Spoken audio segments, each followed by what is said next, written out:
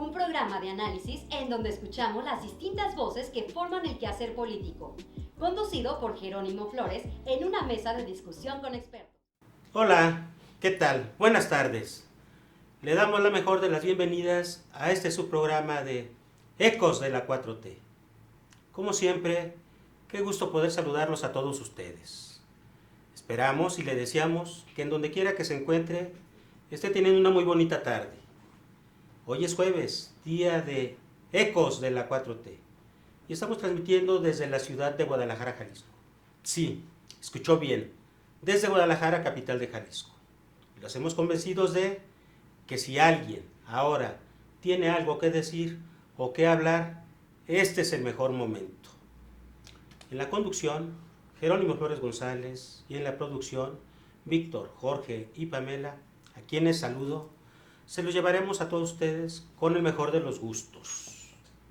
Mire, lo invitamos a que se quede con nosotros. Todos los integrantes del equipo, por supuesto ya conocidos por usted, le hemos preparado un muy buen programa.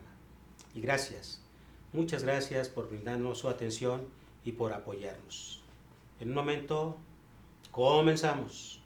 Bien, ya se encuentra aquí en el estudio para su participación semanal de todos los jueves el profesor Gabino Berumen Cervantes. Profesor, buenas tardes, ¿cómo está? Muy buenas tardes, licenciado Jerónimo, con el ánimo de siempre, muy bien dispuesto y sobre todo topar en los temas que más nos están ahorita motivando, Claro. Porque cada día se acerca más el día de... Y a propósito, profesor Gabino, en efecto, ya ahora sí que prácticamente cuenta regresiva, Sí. de escasos 10 días. Sí, De ya otro proceso electoral de elección presidencial, que es el cargo pues más relevante y pues importante, ¿por qué no decirlo? Sí, claro. Y bueno, a juzgar pues por las tendencias, las encuestas apuntan a que probablemente pueda refrendarse el apoyo Sí. a la continuidad de este primer gobierno de la transformación. Escuchaba información, por ejemplo, dada por Grupo Financiero Citibanamex, de que la explicación que le dan al comportamiento de los mercados, el peso, es que todo indica que hay confianza con respecto de esta continuidad que pudiera darse. De ser así, qué fortaleza hasta escasos 4 años, o más bien después de 5 años, casi 11 meses que se ganó la primera elección por el presidente Andrés Manuel y por el gobierno de la transformación. ¿Qué fortaleza le encuentra para que el electorado a estas alturas, ya de escasos 10 días, pudiera refrendarle ese apoyo de lograr darle el triunfo?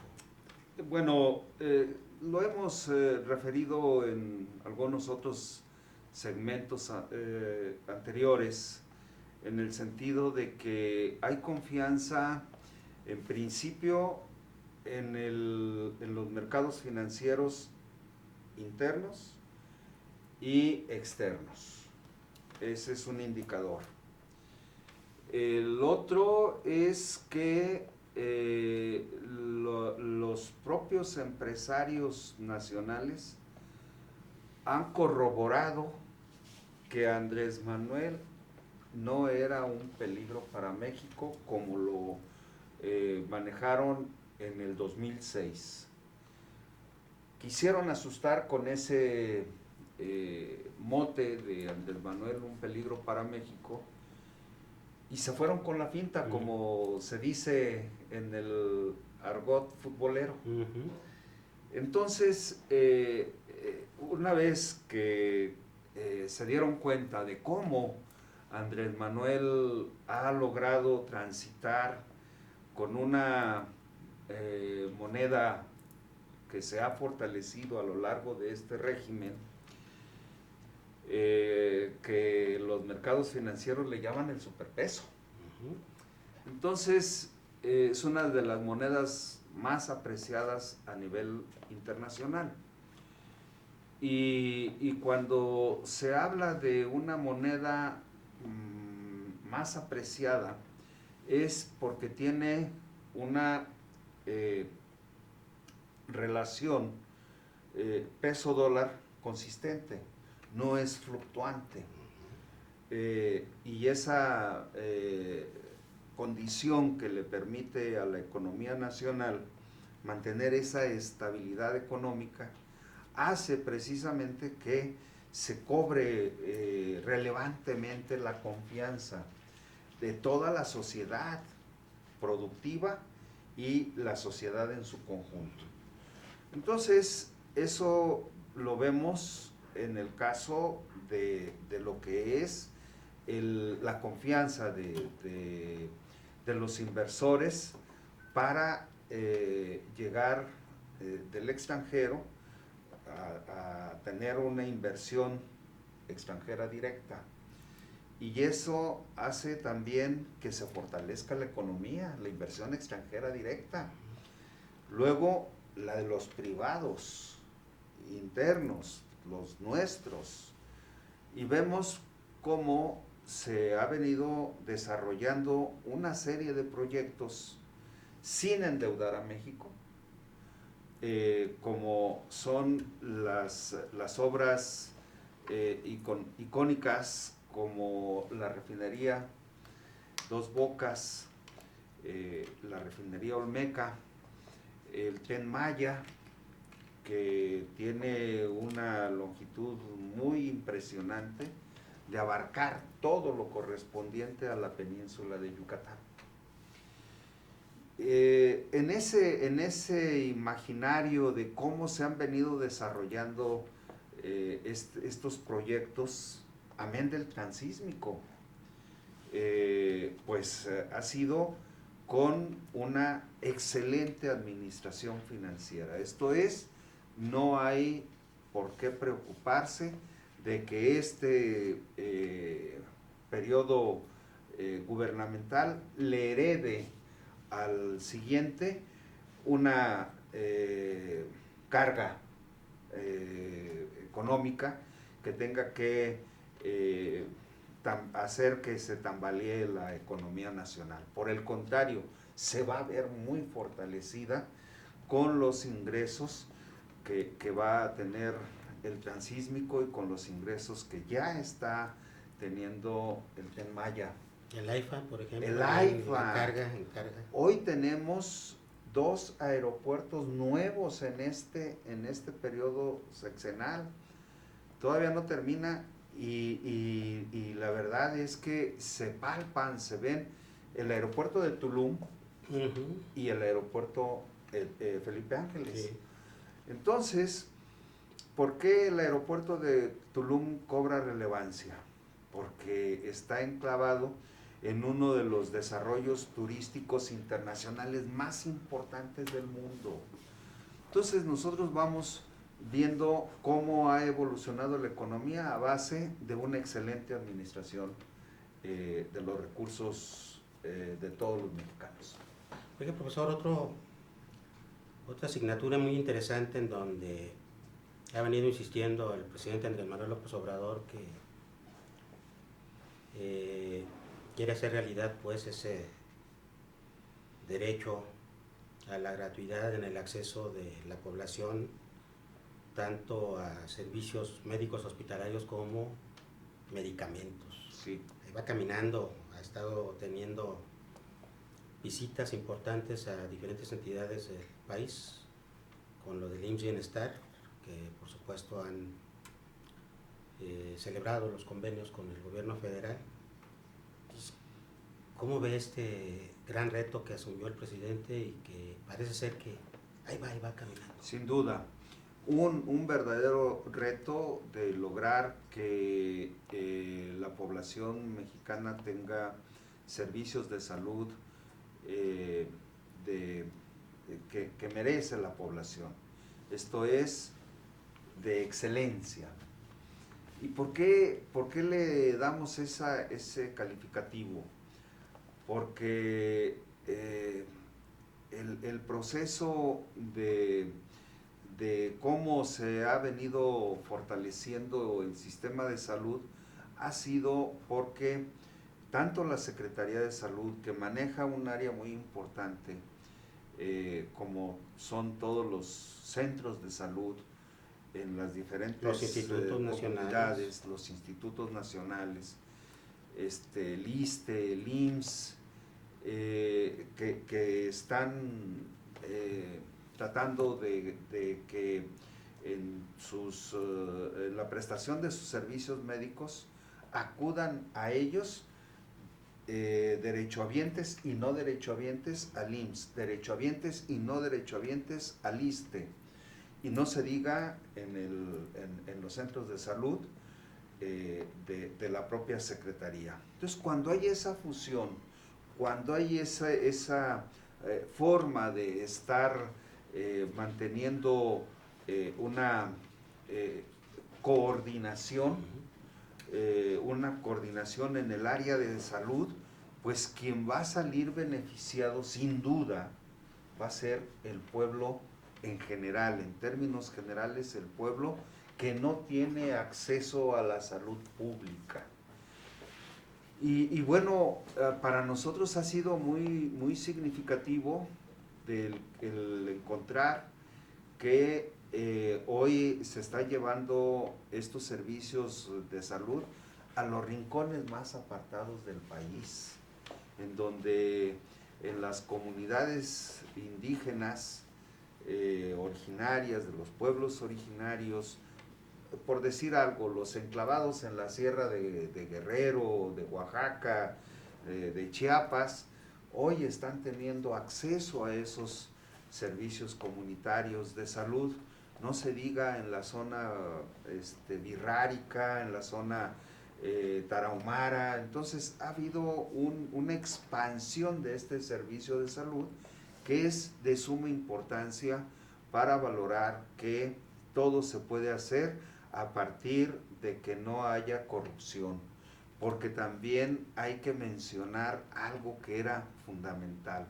Hoy se les etiqueta a los grupos que se amafian para lograr satisfacer sus intereses malsanos, como el cártel de las medicinas, por decir algo, que estaba cooptado por escasas 10 empresas que eran las que acumulaban todo el trabajo para abastecer al sistema médico y hospitalario de nuestro país. ¿Y quiénes eran los que se llevaban esa tajada tan enorme? Pues eran políticos y gentes que corrompían a los propios directivos de las instituciones. Entonces, así, en esas condiciones, pues no hay forma de que se dé un impulso a que haya abastecimiento de medicamentos, pero no nada más de que haya ese abastecimiento de medicamentos en todos los órdenes, sino también de los profesionales de la medicina, enfermeras bien calificadas, médicos especialistas en los centros hospitalarios y en los centros comunitarios de salud, que pues simplemente eran aves de paso cuando llegaban a dar su servicio social los médicos, terminaban su servicio social y se regresaban y dejaban a las comunidades al amparo de otras condiciones para encontrar satisfacción a las enfermedades que se les registraba, pues con la medicina tradicional o lo que se llamaba en aquellos tiempos, o se sigue llamando curanderos.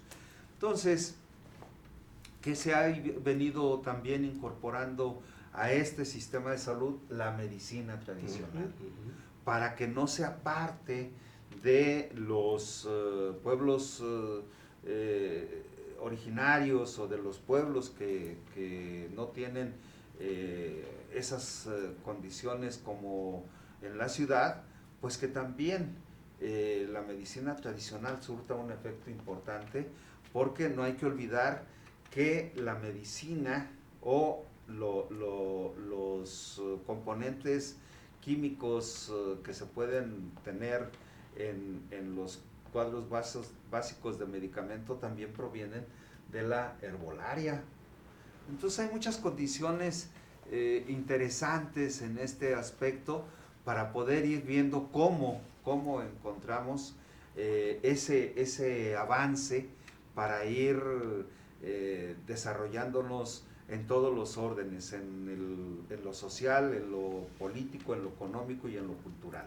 Oiga, profesor, muy interesante, desde luego, pues, y quiero preguntarle a qué le atribuye usted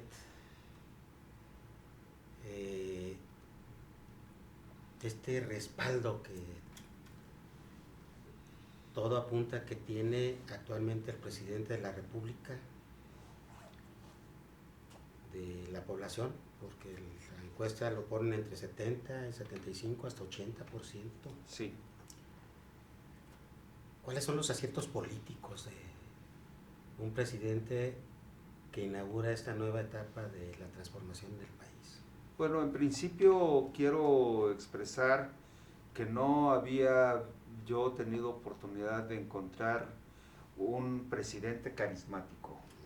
Es decir, ese carisma que irradia el presidente se lo ha venido ganando a pulso desde la década de los 90s, cuando fue él candidato al gobierno de Tabasco en contra de Roberto Madrazo. Y ese espíritu férreo, esa forma de ser tosudo, de tener pues objetivos bien definidos, como el objetivo de llegar a la presidencia de la República, teniendo un paso extraordinario, siendo jefe de gobierno de la Ciudad de México. Y ahí demostró ese talante, esa fortaleza, ese espíritu indomable. Hay que decirlo así, un espíritu indomable, porque primeramente lo desaforaron, el pueblo lo defendió. Y fue precisamente por abrir una calle para un hospital. Y se le echaron encima y dijeron, de aquí somos. ¿Qué objetivo fundamental tenía Vicente Fox? Meterlo a la cárcel. Cuando no pudo, sus mismos amigos de Fox le reclamaron, le dijeron, no cumpliste, tú eres el responsable. Y entonces, pues, el presidente Fox nunca pudo con Andrés Manuel. En el caso de haber sido candidato a la presidencia de la República y que hay el fraude más espantoso de la historia de nuestro país, independientemente del 88, pero el del 2006 fue un fraude tan deleznable que el pueblo lo resintió, pero aguantó tanto estoicamente el pueblo de aceptar esa imposición de Felipe Calderón, y de que la lucha de Andrés Manuel en ese proceso no cejara, al contrario, siguiera insistiendo, llamando a la población siempre a manifestarse por la vía pacífica. Eso es uno de los aspectos importantes que hay que valorar en el proceso de su vida política activa de Andrés Manuel López Obrador, de que nunca ha sido un hombre que vaya en contra de una paz que debe de ser duradera en nuestro país, porque ya pagamos la cuota. Pagamos la cuota de sangre de la independencia, pagamos la cuota de la intervención francesa, pagamos la cuota de 1910 de la Revolución Social. Entonces no podemos, ha sido un líder que no ha incitado a la población a la violencia, sino a la transformación por la vía pacífica. Entonces eso para nosotros debe de ser una cuestión que no tiene precio, en el sentido de aquilatar el por qué ese apoyo de la población hacia Andrés Manuel López Obrador, porque el asunto ahí es que el pueblo al que siempre ha querido favorecer y beneficiar, siempre ha tenido ese apoyo, y siempre lo dice el presidente: yo estoy aquí porque me apoya el pueblo, porque al pueblo no le puedo fallar, y no le ha fallado en lo más mínimo, porque desde que entró impulsó una política social importante para favorecer a la población en general. ¿Con qué?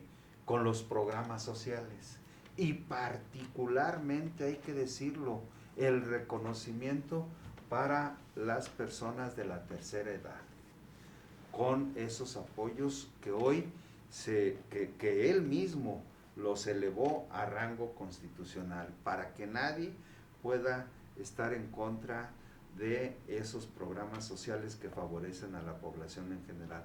Por eso es que la población dice, Andrés Manuel es el único que se ha preocupado por todos nosotros en todos los órdenes. Entonces, hay querencia de un lado y hay reciprocidad del otro. Entonces, eso es lo que para nosotros es significativo del apoyo, del por qué tiene ese apoyo tan grande el presidente de la República, como no lo han tenido los anteriores. Pues vamos dejándole este segmento a la cuestión de las campañas políticas. Sí. Deme por favor sus impresiones ahora con esta cierre de campaña de la oposición allá en el Zócalo y aquí en Jalisco. ¿Cómo ven las cosas? ¿Cómo se ven las cosas? Yo siento una confianza, sin dejar de tomar en cuenta que no debemos de confiarnos en el sentido estricto de echarnos a la hamaca. La confianza es de que en lo federal no tenemos absolutamente ningún problema. Se va a cumplir que la doctora Claudia Sheinbaum sea la próxima presidenta de México. Cobra relevancia también porque se renuevan la Cámara Alta, Cámara de Senadores y la Cámara de Diputados.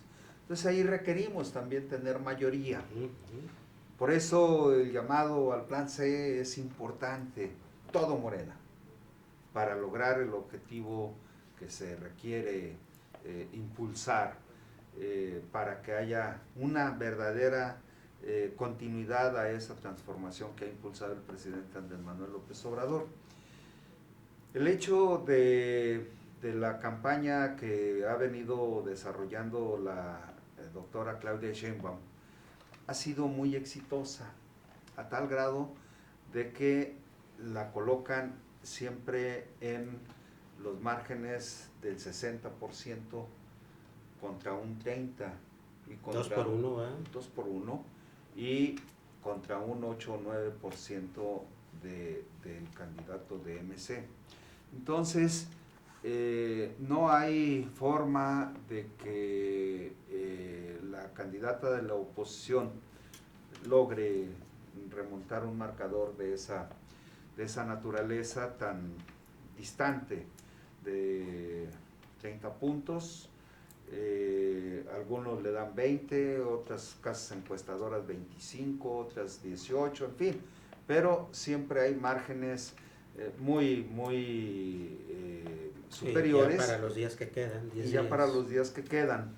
Pero el hablar de un porcentaje de esa naturaleza es entre 7 y 9 millones de votos de diferencia. Y quizás hasta más. Sí. Quizás hasta más. Entonces, el hecho de tener 2-1, pues significa que también tenemos que hacer la tarea, no confiarnos al máximo, al contrario, meterle más el sprint para llegar a 33, 34 millones de votos. Que es lo que se busca. Que ese es el objetivo fundamental. Si el presidente Andrés Manuel López Obrador en el 2018 sacó 30 millones de votos, nosotros tenemos que hacer lo posible por que haya una cifra mayor a los 33 millones de votos. Eso sería un buen regalo para el presidente. Jalisco. Yo veo ya muy preocupados a los señores mesistas, porque Claudia Delgadillo está cerrando fuerte. Le hemos acompañado a algunos eventos. Platíquenos, por favor. Y se ha notado que hay ese interés de la población. Recientemente estuvimos en el oriente de la ciudad, en una reunión que le hicieron en el distrito 11, y la gente muy motivada, entonces quiere decir nutrida, muy nutrida, muchos jóvenes. Entonces hay ese interés de parte de la población jalisciense de que haya también que llegue la transformación a Jalisco. Entonces yo noto preocupación en el bando mesista, y creo que va a haber la sorpresa, va a dar la sorpresa a Claudia Delgadillo de lograr ser la primera gobernadora de Jalisco. Eso nos motiva, lo entendemos, porque si Claudia Sheinbaum, que está volteando mucho a Jalisco, quiere decir que hay interés de parte de la dirigencia nacional de Morena, de parte de la doctora Claudia Delgadillo, de que esa transformación también se radique con Claudia, la doctora Claudia Sheinbaum, que llegue Claudia Delgadillo. Claudia Sheinbaum y Claudia Delgadillo harán un binomio extraordinario, uno en lo federal, pero requerimos que el apoyo federal también llegue para Jalisco, porque no podemos desentendernos de que como Estado federado, pues requerimos del apoyo del gobierno de la federación, y de esa manera cumplir con todos los programas que tiene tanto a nivel federal Claudia Sheinbaum como la propuesta de Claudia Delgadillo para Jalisco. Entonces eso va a ser factible para que nosotros sintamos que necesitamos dar un sprint muy importante para lograr que también a Jalisco llegue la cuarta transformación. ¿Hay optimismo? Mucho, pero no estamos del todo confiados. Mucho optimismo, pero no estamos del todo confiados. Muy bien, pues ya pronto, en escasos 10 días. Sí, así es. Profesor Camino. Qué gusto, muchas gracias como por siempre. acompañarnos. Gracias. Qué bueno que continúa con nosotros. Ya estamos de regreso aquí en el estudio porque estamos contando con la presencia nada más ni nada menos que del abogado Eduardo Montaño Ramírez. Eduardo, ¿cómo estás? Buenas tardes. Bien, pues aquí saludándote y escuchando las palabras del profesor Gavino, pues cómo da sus pormenores y nos da un vaticinio de lo que viene, ¿no? Y si es verdad lo que dice, que no hay que confiarse. Y Y pues estas últimas semanas que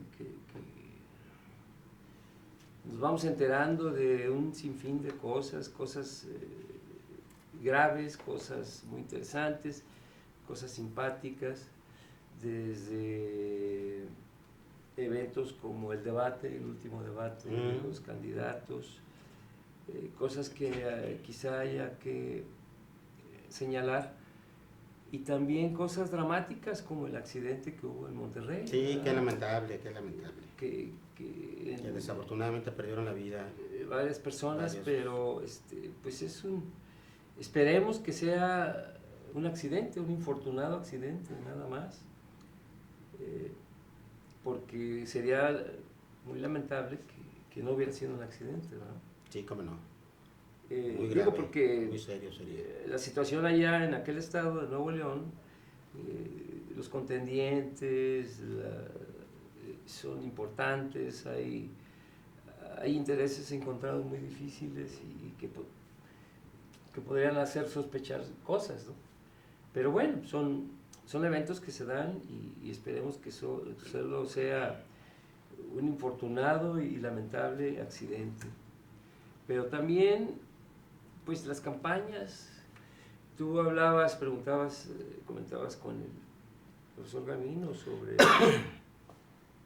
la marcha que hicieron la oposición recientemente, en algunas partes de México, en algunas plazas de México, avenidas, y sobre todo una importante que fue en la Ciudad de México, en el Zócalo, ¿verdad?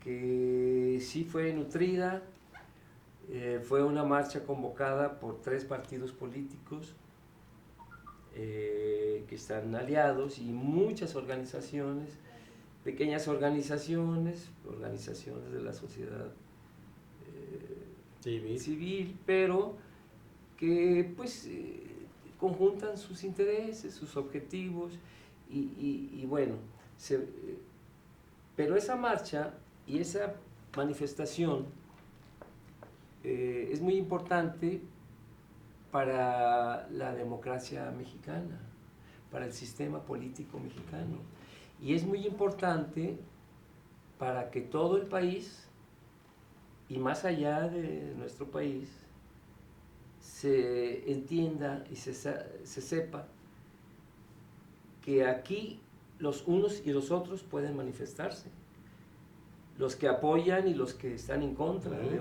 un programa de gobierno, y que no hay represión, como la hay en otras partes, como la hubo en México, y no nada más no hay represión, sino que hay un profundo respeto a las voces disidentes, a las voces críticas, incluso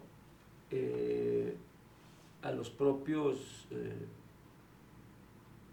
pues diríamos, críticos ofensores, ¿verdad? Porque ofenden demasiado algunas voces, pero aún a ellos se les respeta, se respeta a todo mundo y se puede uno manifestar públicamente sin riesgo a que haya una represión, a una censura, sin que haya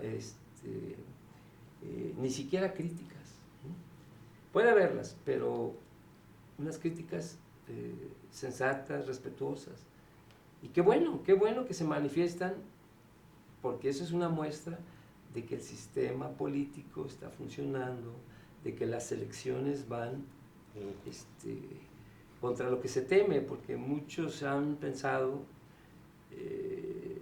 que se puede aprovechar la violencia, se puede generar artificialmente para provocar un estado de cosas caótico, que sea fácilmente dirigido hacia ciertos objetivos, ¿no?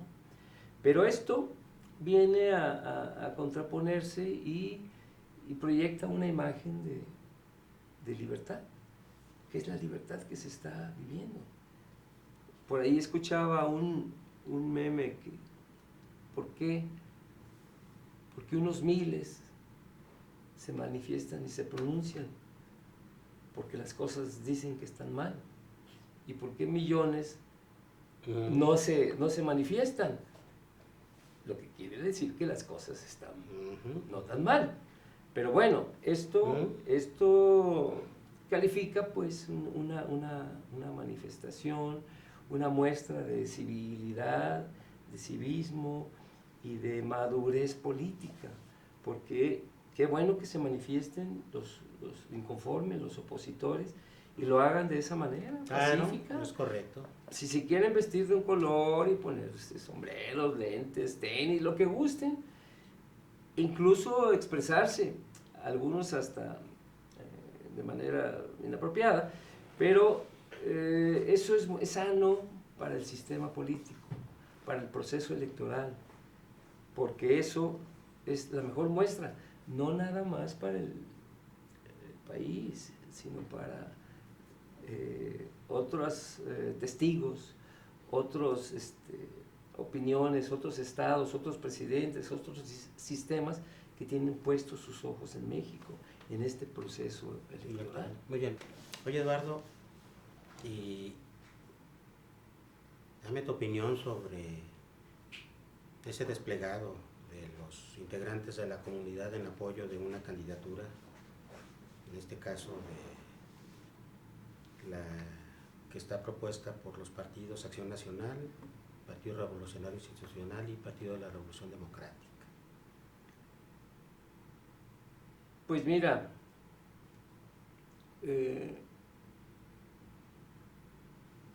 todos tenemos el derecho a expresarnos.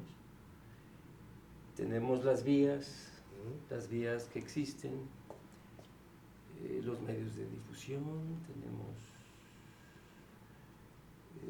la palabra, tenemos las redes sociales, y pues a estas alturas, ¿qué se puede decir? Simplemente expresan lo que sienten, lo que esperan, lo que buscan.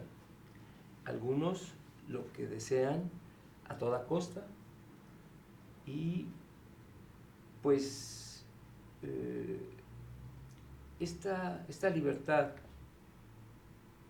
esta democracia debe ser permisiva, debe permitir prácticamente cualquier expresión, cualquier tipo de expresión. Sin embargo, lo decía el profesor Gavino, no hay que confiarse. Pero hay una cosa muy importante, no hay que confiarse, pero debe haber cierta firmeza, debe haber cierta legalidad y cierto respeto entre los actores. Debe haber respeto en un sentido y en el otro, en la población, en los actores políticos, en los opinólogos, en los opinadores. Debe haber respeto en la crítica, debe haber respeto en la prensa, por ejemplo. Los actores políticos, los intelectuales, los periodistas deben ser respetuosos, pueden ser críticos, todos podemos ser críticos, pero el respeto no se debe perder porque es la herramienta que permite la comunicación, ¿verdad? Entonces, si se les reprimiera, sería malo. Se les debe escuchar. Aquellos que compartan con ellos, que bueno, aquello que se pueda tratar, que se pueda escuchar, que sea aceptable, que bueno, pero lo que no, no eliminarlo, pero se debe ser muy cuidadoso, tener mucho cuidado en cómo se dicen las cosas, qué se dice y cuándo se están diciendo, ¿verdad? Entonces, yo creo que pues es parte de lo que se puede esperar, es parte de un proceso, no es no es otra cosa más que eso. Este tiempo va a pasar. Tú decías hace rato, 10, 15 días. En 10, 15 días la historia ya cambió. En 2 meses ya cambió. A final de años va a ser diferente esta realidad. Yo recuerdo cómo en el 2018 era una situación, cuando se dan las elecciones, cuando se sabe el triunfo, cuando entra en funciones el actual presidente, que entonces era el nuevo presidente, había una realidad. Durante su mandato fue cambiando la realidad, fueron apareciendo nuevos objetivos, fueron venciendo nuevos obstáculos como la pandemia, muy importante, que en otro momento me gustaría tocarlo. Algunas inercias. Porque recientemente, es más, hace unos momentos, hace no mucho, unos minutos, estaba escuchando un fragmento del encuentro que tuvo la candidata Claudia Sheinbaum en el programa ese de tercer grado. Entonces, ¿cómo se planteó un ambiente de hostigamiento, de crítica, pero ella como que, según lo que yo opino y según lo que he podido escuchar de otras personas que la han visto, creo que les dio una lección a todos, porque es alguien que se mostró que conoce, que sabe y que tenía respuestas y que tiene experiencia. Es muy inteligente. Pero no nada más inteligencia. Tiene todo eso, pero es muy inteligente. Es alguien formada, Sí, alguien formada en la lucha, en la lucha política. Es alguien que no está reproduciendo el mensaje o el discurso del presidente, sino que lo hace suyo porque ella lo aprendió también en las calles, en la lucha política, en el trabajo político, desde joven, muy joven. Yo sé, porque me tocó vivir algunas cosas, cuando se es joven, el trabajo que cuesta, el entusiasmo que trae uno, lo difícil que es y muchas cosas, claro, el costo. Sí, y eso se va reflejando y se ve reflejado en ella. Te va forjando, te va formando. Ella es una persona madura que sabe y conoce las funciones que ha desempeñado, la experiencia que ha adquirido y la propuesta que tiene para gobernar. Entonces, no es nadie improvisado, no es nadie que sea manejada por un patrón, un director o por el presidente. Son amigos, se conocen y lo vamos a ver. En poco tiempo se va a ver. Pero así van cambiando los momentos. Entonces, para nosotros, en unas cuantas semanas va a cambiar toda esta realidad. Para esos que se manifiestan, para esos que se expresan también, y para el pueblo que espera diferentes efectos políticos, diferente trabajo, los resultados de este trabajo político también van a conocer. Se van a ver. Y lo vamos a ver todos, ¿no?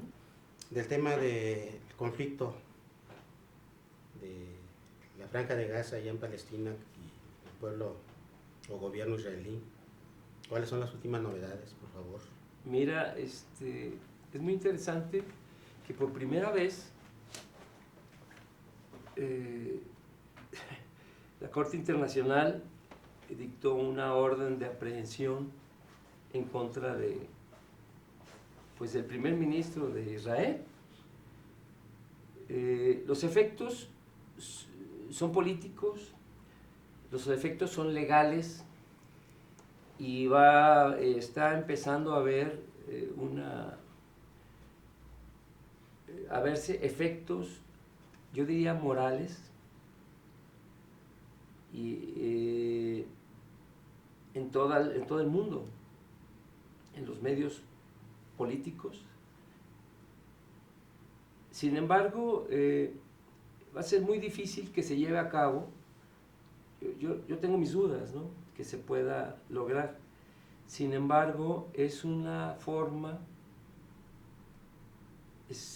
legal, una forma en donde se utiliza el derecho para detener o intentar detener lo que entendemos como un genocidio, como una acción de un gobierno que no nada más es ilegal, es criminal, es un genocidio, porque tiene las armas, porque tiene la tolerancia de los países importantes, los poderosos de Europa, de los Estados Unidos, y al amparo de ello ha tratado de destruir, exterminar, expulsar a un pueblo, lo que es ilegal. Y técnicamente, legalmente es un genocidio, porque ha buscado exterminar a la población, que no sobrevivan, no nada más militarmente, sino de hambre, bloqueados, sin hospitales, sin salidas, en condiciones infrahumanas. Bien, y la consecuencia legal es una orden de aprehensión. Bien. Creo que por el momento esto va a determinar cierta actitud del gobierno y del ejército israelí. Y debo hacer una aclaración. El gobierno y el pueblo de Israel, los israelíes, es diferente a los israelitas. Los israelitas son aquellos personajes de la Biblia, y los israelíes son los habitantes del actual Estado de Israel, ¿verdad? Por cierto, otra acotación, en días anteriores me había quedado con la intención de seguir explicando lo que continuaremos después sobre los conceptos de sionismo, ¿no? Y concretamente el sionismo es aquella política, aquella doctrina que busca el establecimiento de un Estado como es el Estado de Israel. Ya está establecido, ya lo lograron. Sin embargo, ahora buscan la expansión a toda costa. En cambio, el semita o el semitismo o el antisemitismo es un concepto muy diferente. Por ejemplo, el sionismo es una doctrina política que busca el establecimiento del Estado de Israel. Y generalmente los sionistas pues son judíos. Y los semitas, se entiende como semita aquella lengua que proviene se supone, de Sem, el segundo hijo de Noé, que son varias las lenguas que provienen de ese origen. La lengua árabe es semita, el arameo es semita, y el hebreo es semita, hay otro que se llama acadio, es semita, son varias las lenguas semitas. Y es más bien, tiende al aspecto lingüístico, ¿verdad?, al aspecto idiomático, no es racial.